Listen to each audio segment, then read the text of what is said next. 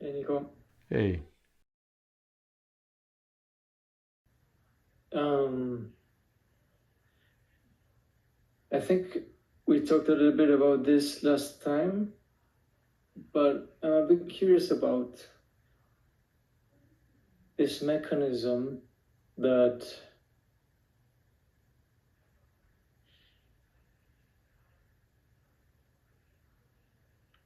why is there suffering when there is identification?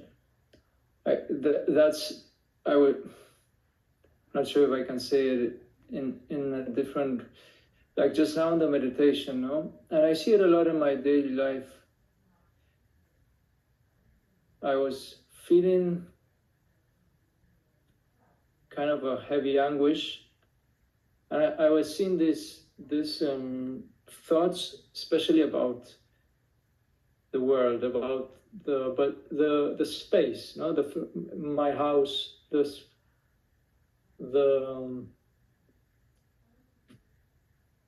and I could see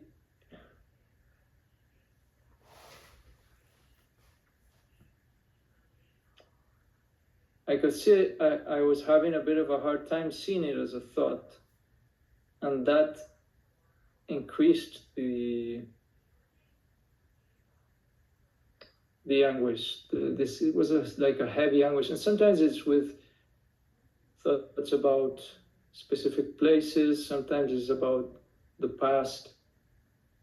I think it's this what you say that you confuse it for reality, but why does it as if directly correlated to this anguish or sense of heaviness or Yeah, that's it's pretty just it's pretty clear to me. Um,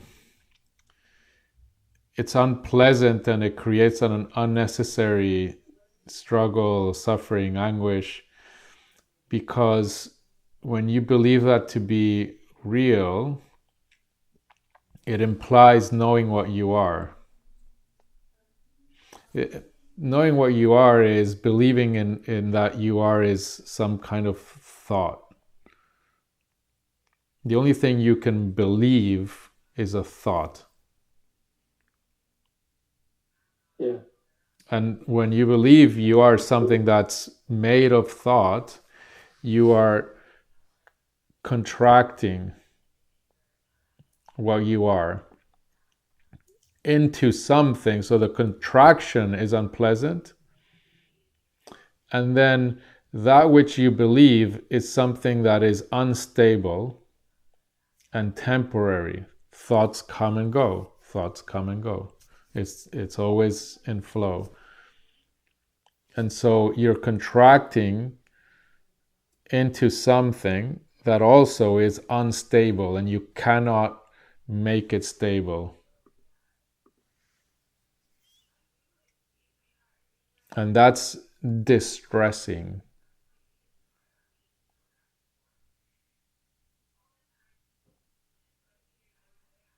Mm.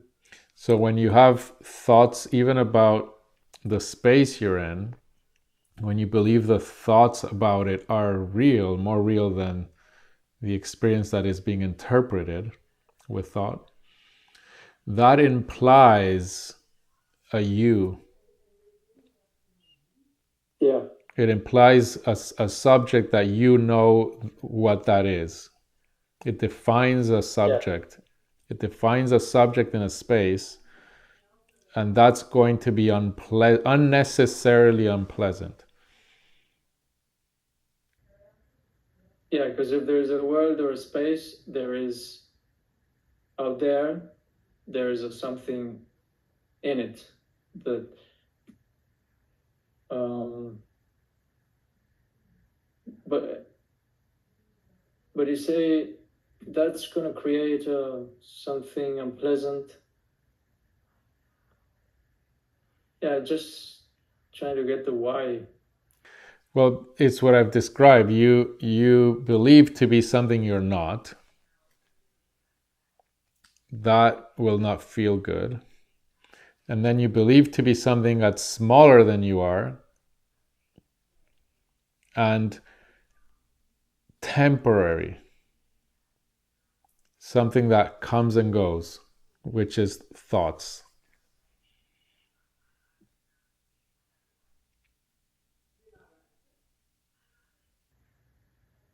And a part of you knows that it's temporary. You see it. You see that it's temporary. It's not a knowing. You see that thought. You cannot control thought and make it stable. Try to imagine a circle. Close your eyes and spend 2 minutes trying to make a circle in your imagination completely and absolutely still and stable. The simplest exercise, and you'll see it's impossible. Mm.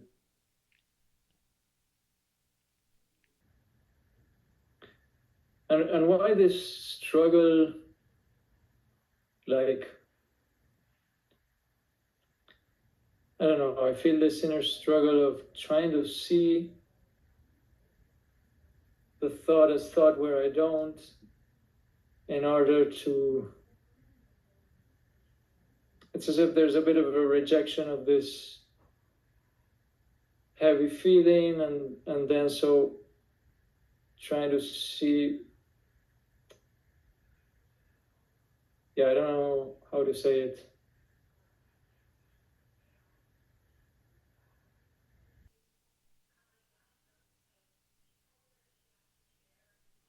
You're trying to change thoughts.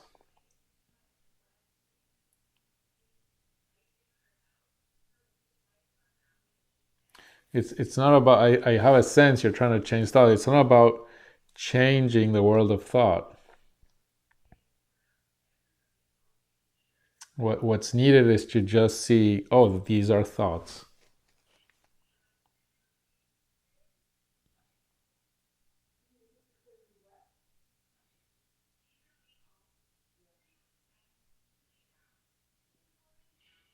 It's the difference between seeing a door and the name door, the idea door, the concept door. Yeah. And then it doesn't mean that the idea concept door has to go away. It's just noticing they are not the same thing.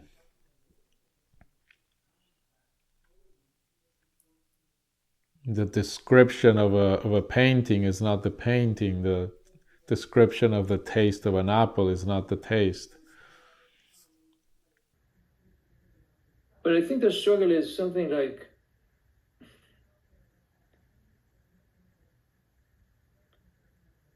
I should be seeing the reality of thought. If I were seeing it, I wouldn't be feeling this heaviness. And so there is a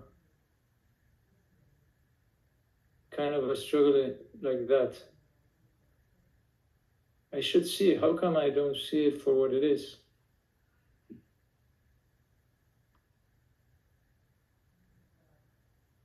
Something like that.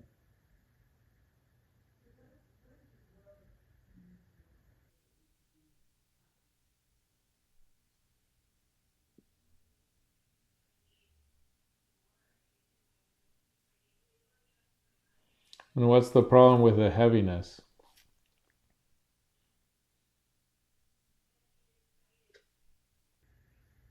It's uncomfortable. I'm tired of it. I guess I've felt the contrast. Of not having the heaviness.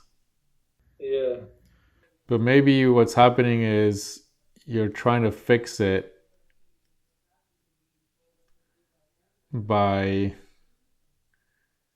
some belief that there's something in thought that you need to see that you're not seeing. And what's actually needed is a relationship with the heaviness, a touching.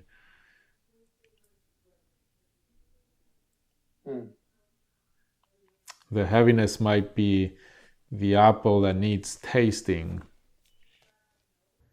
Yeah. Yeah, that resonates. I was trying to do it in the meditation.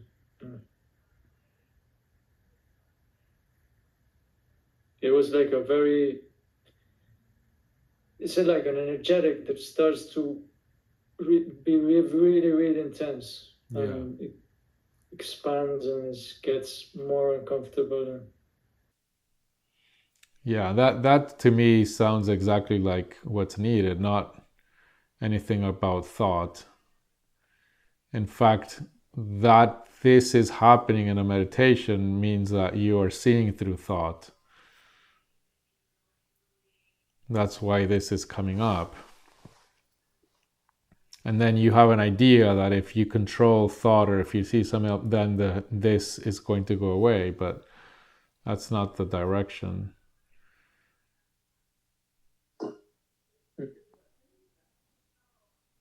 That's a trap. That's going to just make it worse.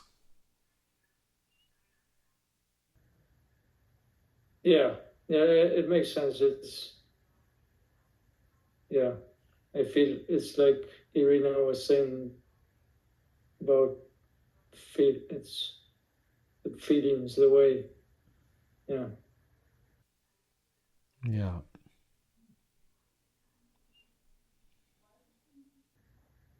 Yeah. Thanks. Think of it as the metaphor I was talking about. At first the experience is unpleasant. So for example, the first time a child eats sushi, let's say, or something that's unpleasant, but then over time there's an acquired taste, there's a learning, something shifts, and then the same thing starts to taste very, very nice, very pleasant, very alive and loving even. Something which at first can feel scary, then can be known to be love. Something which at first feels like is intense and is painful and distressing can then start to feel more like the peace of the emptiness of being.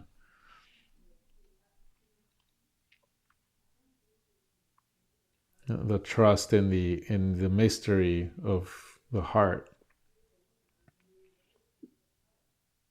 But at first, when we are identified with thought, the relationship with that can feel like this push-pull against something that's unpleasant. But it's we are being called to that.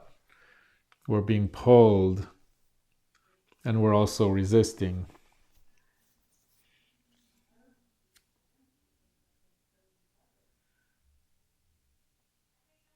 It's like the image in the Sistine Chapel from Miguel Angel is the coming together of the human and the divine. But the relationship there normally is one of longing and fear.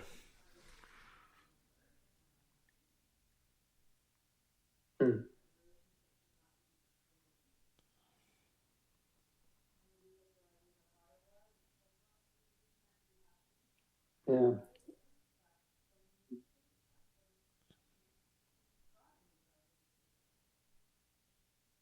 And it's also just being in touch with your human experience and the anguish and pain or whatever is coming up. What were you going to say? No, I also felt it resonated for me when you said that for you it was you were very distrusting. I think I've also been.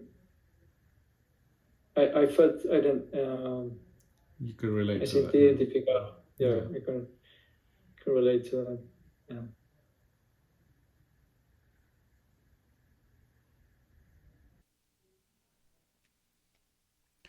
Yeah, I remember that being very difficult, but now in hindsight, I look at it as that was just the beautiful nature of how it was for me. And it had a particular journey. There's a beauty to it.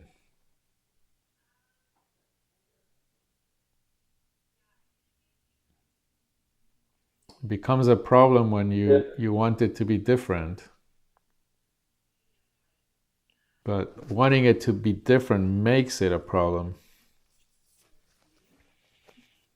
It's defining it as if something should be different, something is wrong. Yeah. It reminds me of something that Osho said, that the more straight you are and then you come back, the more rich the journey or something. Yeah, the farther away you are from yourself, the richer the journey home. Yeah.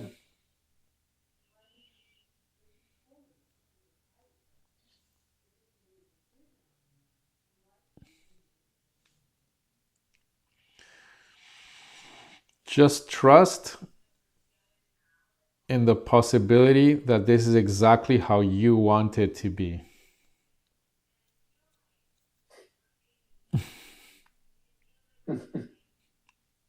Just contemplate that. Just the possibility. Not the reality. Just the possibility that this is exactly how you want it to be. What would it require? How would it change you if you considered that as quite possible?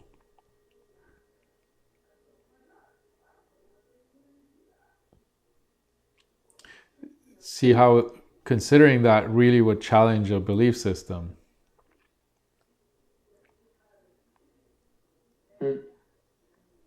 There's a belief system that there's just no way this is how I want this to be.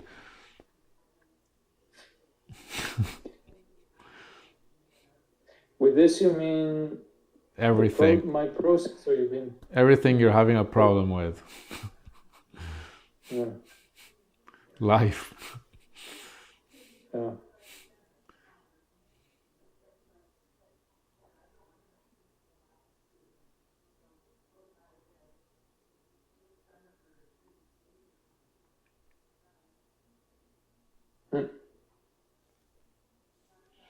What I just proposed, it could be very challenging to really seriously consider, because it's a very deep belief system that things are not how I want them to be, and I know they should be different.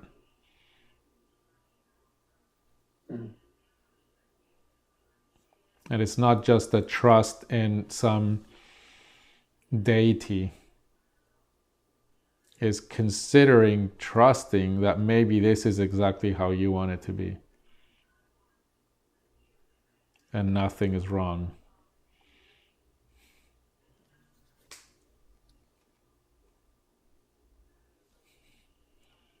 And not for you to turn that into a belief system, but it's to undo an existing belief system.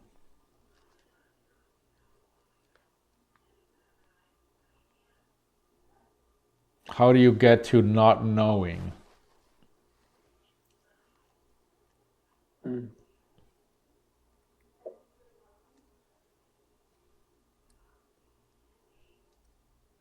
Stop believing.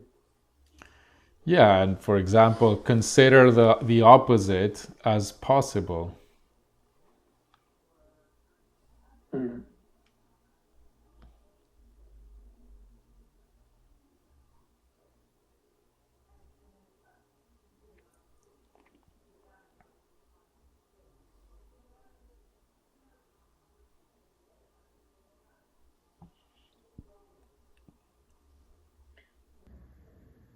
Yeah, I'm gonna contemplate that.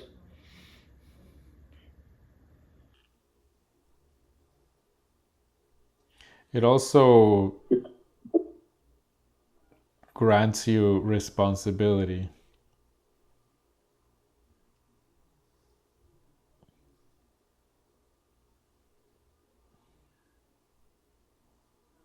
And gives you back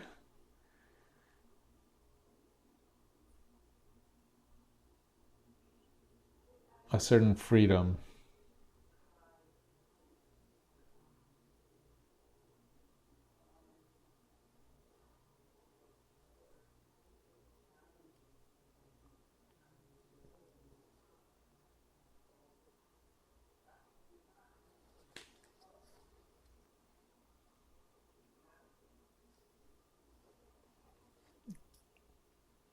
Thank you, Julian. Let me know if there's more. Yeah. Thank you.